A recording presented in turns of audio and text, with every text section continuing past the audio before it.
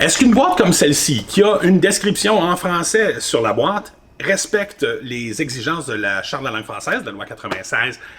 Non. Bonjour, mon nom c'est Marc-André Lalande à la boutique Tabletop et je vais vous expliquer pourquoi plein de produits comme ceux-là maintenant deviennent illégaux, même s'ils sont multilingues. C'est une boîte de Marvel Crisis Protocol, un jeu de miniature de Atomic Mass. Cette boîte-là, c'est Spider-Foes Affiliation Pack. Alors, déjà ici, il n'y a pas de français. Alors, ça fonctionne pas. Faut qu'il y ait du français d'une taille au moins aussi importante que n'importe quelle autre langue. Le français, aucune autre langue peut l'emporter sur le français. Je pense que c'est comme ça que c'est écrit, si je me souviens bien, du texte exact. Il y a une description en français ici sur le côté de la boîte, mais la description en arrière en anglais est plus grande et prend plus de place. Alors, ça ne satisfait pas. Ce produit-là est illégal au sens de la loi.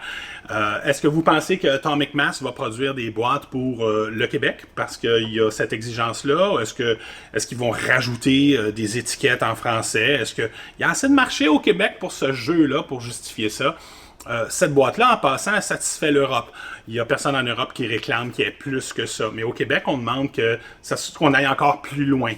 Et je vous donne un exemple ici d'un jeu comme celui-là, mais le jeu le plus connu au monde, que Warhammer 40 000, ben ici, même chose, on a le même problème. J'ai un texte en anglais, le français n'est pas aussi présent. J'ai juste la petite traduction ici en français avec les autres langues. Puis à l'arrière, ça me dit qu'il y a des variantes en différentes langues. Ça ne satisfait pas. C'est un produit qui devient illégal avec les exigences de la loi 96.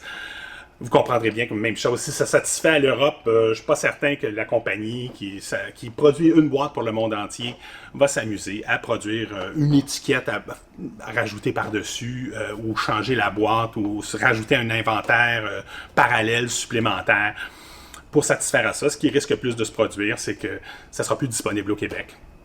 Et je rappelle tout le temps qu'on ne pourra pas les acheter en ligne non plus, du moins si l'OQLF dit si l'OQLF fait bien ce qu'elle dit qu'elle va faire, de poursuivre les détaillants web qui vendent des livres au Québec, des produits qui sont non conformes à la loi 96.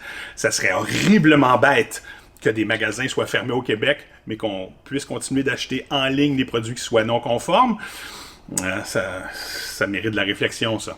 Alors, j'espère que ça soutient justement votre réflexion, que ça vous apporte de l'eau au moulin et qu'on va réussir à faire changer la loi, ou du moins avoir une dérogation pour que les jeux de société, les jeux de miniature, les jeux de cartes à collectionner et les accessoires de loisirs créatifs soient exclus de la loi 96. Signez la pétition, partagez-la avec le plus grand nombre. Je vous remercie de votre attention et à bientôt.